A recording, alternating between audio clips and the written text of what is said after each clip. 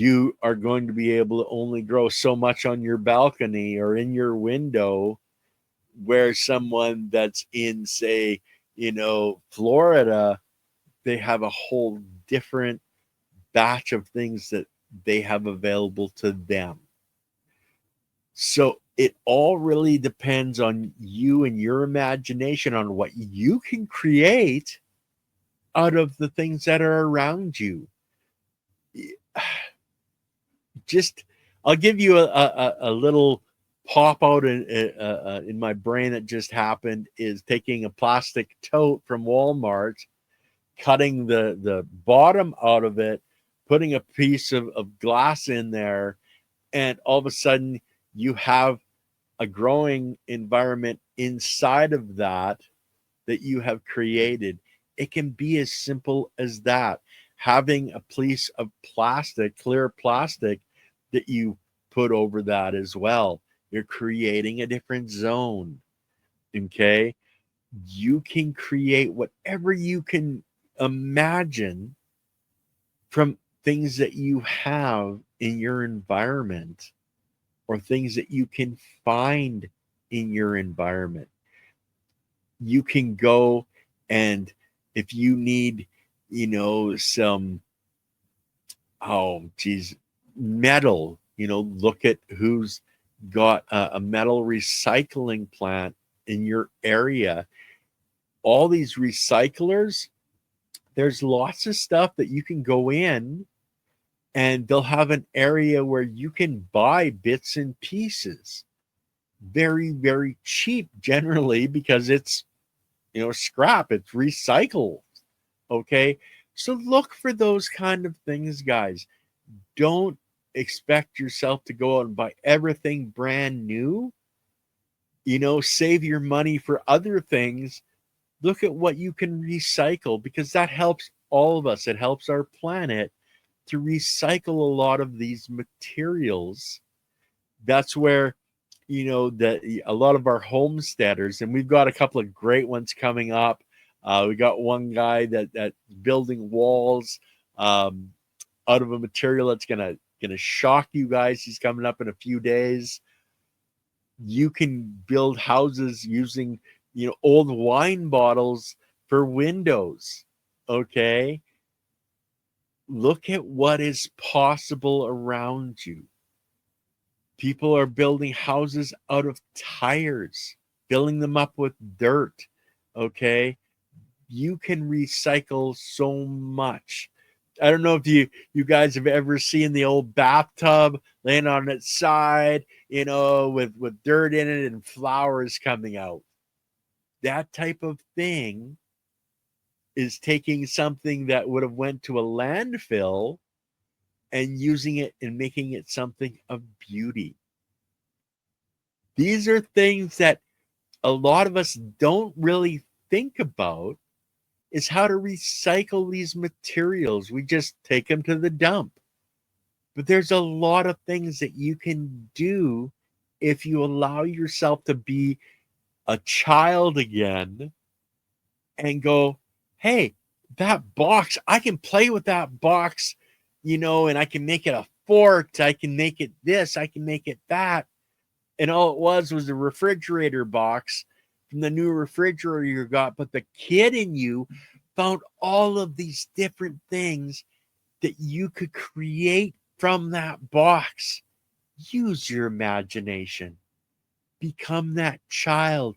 Find that love and that inspiration within you to build that fort, to do these things. This is what we have really missed growing up, is reconnecting with that child's imagination on anything is possible. Okay. You can take all kinds of different materials to make your microclimates. It's up to you how you want to do it. So I'll give you a quick example. A big tractor tire. Okay. It's 4 feet wide and 4 feet tall, and you dig it 2 feet in, and you've got the big hole in the center, and then you've got the They're rubber around the sides. How many microclimates do you think you've just created? The one where the sun comes through the hole is a microclimate. The shaded area is a microclimate. It's stuff like that that you can really go, wow, I can do all this stuff with stuff that would generally be considered garbage by most. You can create something extraordinary for yourself, your garden. So space challenges, can work both ways. On you've got too much space, you've got not enough space. You need to plan your successional gardens. And that's where, I was talking about the cold frame that you could remove. That's something that everybody should be looking at too, because your brassicas are a cold loving plant. You're not going to be growing them through the heat of the summer because they're not going to grow as well. So think of successional planting. I have this, in this garden bed, for the first, month or 2 months of the season. And then I'm planting, while I still have, say, the lettuce in here, I'm going to plant my tomatoes in there. And as my tomato plants are growing up and starting to shade the brassicas more and more, they're creating a microclimate, which helps your brassicas because they don't like the heat as much. But when it gets to the point where it's harmful to your brassicas, take the brassicas, chop them off, leave the roots, guys, leave the roots, mulch around them again, and let things go to the tomato now. Okay? Things like peas that need a trellis if you're hanging your peas. Okay? You can use that, the backside of that on each side of it as microclimates. So there's so many things available to you guys that you can look at to create a microclimate that's transitional through the seasons, okay, whether you need heat or whether you need cooling. And remember, the sun doesn't stay in the exact same spot year round. It moves, other than I think the tropics is pretty much the same. I've never been in the tropics, so I'm not sure.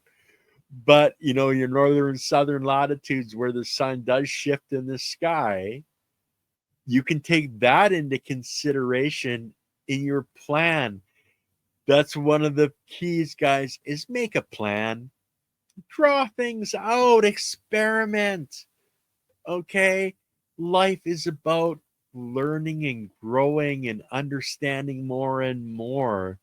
And the more you play, and whether that's playing just in your mind and planning things out and drawing things out on paper, the better you're going to be, because it's going to put that creativeness back into you. It's going to bring that child's imagination back into you, and you're going to definitely be better. The more you do that, you're going to open yourself up to possibilities, and you're going to start looking at the world differently. And you're going to look at that, stack of pallets at your local store and go, I wonder if I can ask if I can grab a couple of those, because you're going to go, hey, I could use that, to create a compost bin. I can use that to create this. I can strip those boards down off that pallet and I can create a raised garden bed. I can do, because your imagination has been freed and you're allowing yourself to imagine what you can do, what's possible. So keep that in mind, guys. Hi, Penny. Keep that in mind, that you can look at something and go, hey, I wonder what I could make out of that. I wonder what I could use that for. Instead of throwing it away, can I use that? You buy a big bunch of, say, paper towel, okay, and you're buying a 12 pack. It's wrapped in that plastic. It's not a high grade plastic.